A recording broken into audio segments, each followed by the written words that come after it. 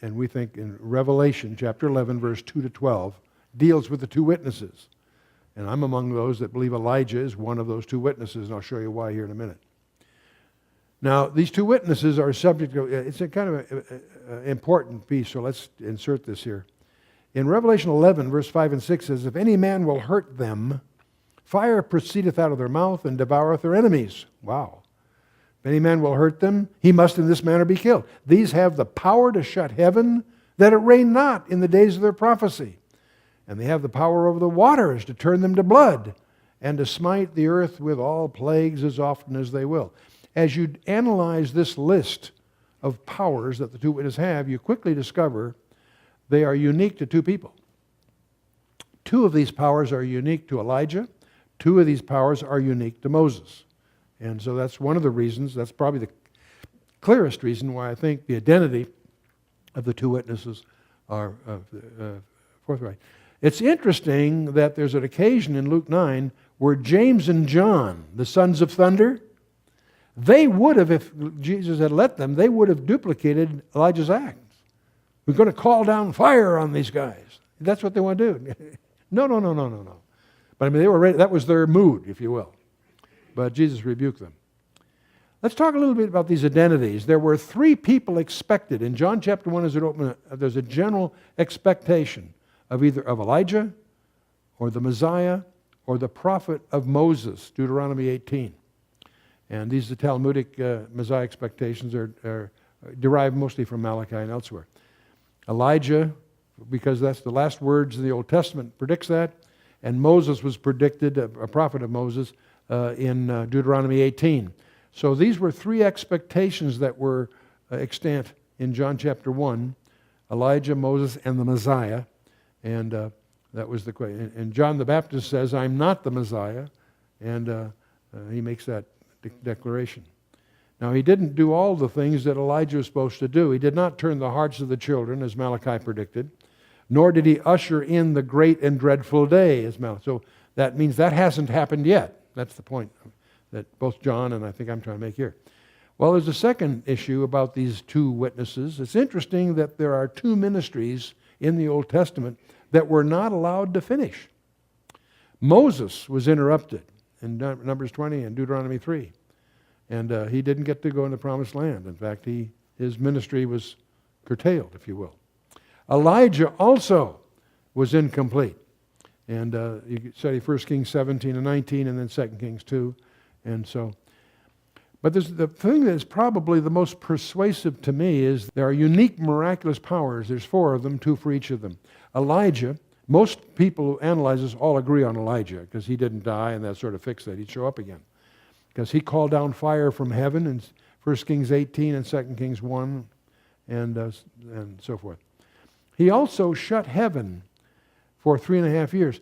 Everybody is sensitive to the fact that he caused the drought to end by bringing rain. But you don't pick it up from the Old Testament record, but from the New Testament allusions to that, you pick up that not only did he bring the rain, he was the one that stopped the rain for 3.5 years. Both in Luke 4 and in James 5. This is made a reference that he both shut the heavens, not just opened them.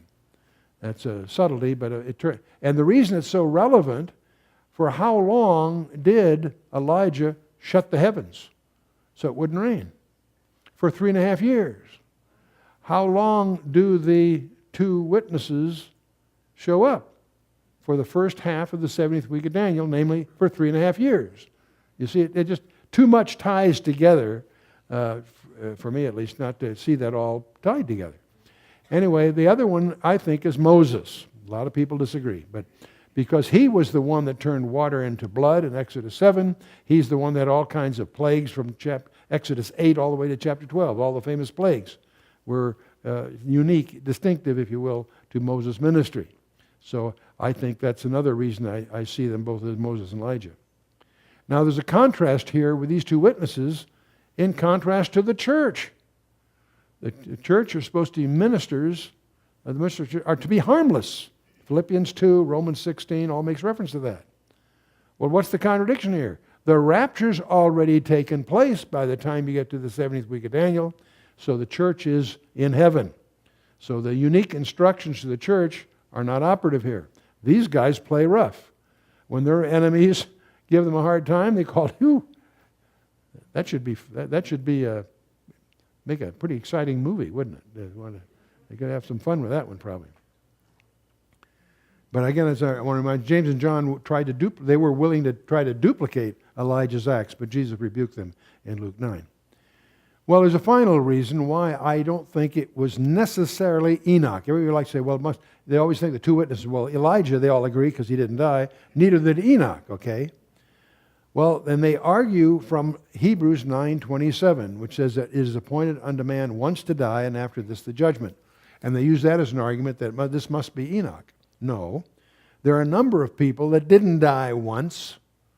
Lazarus, Jairus' daughter, the widow of Nain's son, and so on. And so that rule, that expression in Hebrews 9:27 is a refutation of reincarnation.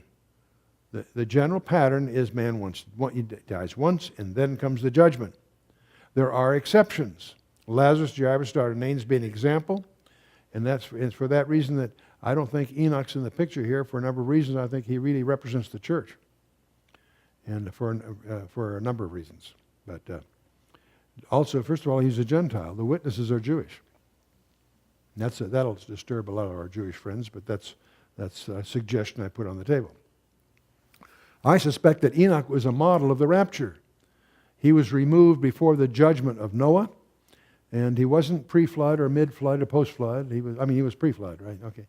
Anyway, he was born and translated on the 6th of Sivan, which is the same as the Feast of Shavuot, which is the Feast of Pentecost. And there's a whole study about that you can get into where we study the feasts of Moses. I won't take the time to get into all that here.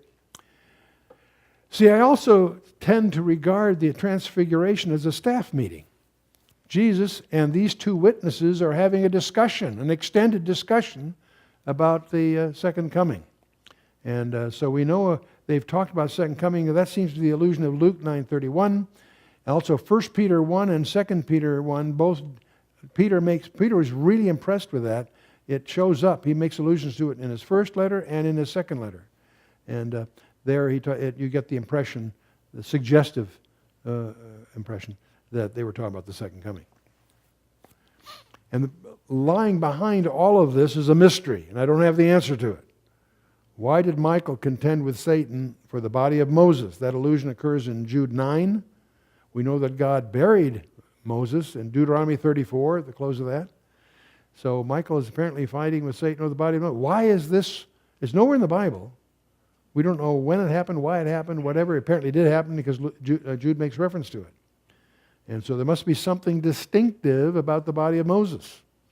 And it may have something to do with his being resurrected, not resurrected in the glorious body sense, but brought back to life like Lazarus or Nain and so forth. We use the term resurrection to imply our glorified body, which is coming at the rapture. And Moses, the Old Testament saints aren't really resurrected in the true sense term until the second coming. But what's going on here? Don't know. A lot of guesses. Well, as far as these two witnesses are concerned, there's other suggestions some have. Some think it's John the Apostle and the writer of the Gospel of John. But in the book of Revelation, he's instructed, thou must prophesy again. So some people think that they build on that, the possibility maybe John is one of the two witnesses. I don't think he is, for a lot of reasons. But anyway, we include the Apostle of John in the church, which is in heaven. John was especially rebuked from desiring Elijah's acts. So I don't see John as one of the two witnesses. There's very few people I've come across that have it. Others think it might be John the Baptist. Even J. Vernon McGee suggests that as a possibility. And that surprises me for a number of reasons, but be that as it may. Had the nation accepted John the Baptist's ministry, he would have served as Elijah, that God sent. They would have also received Jesus. Instead, they rejected both of them and allowed them to be slain. So I don't think he's not my candidate for one of the two witnesses.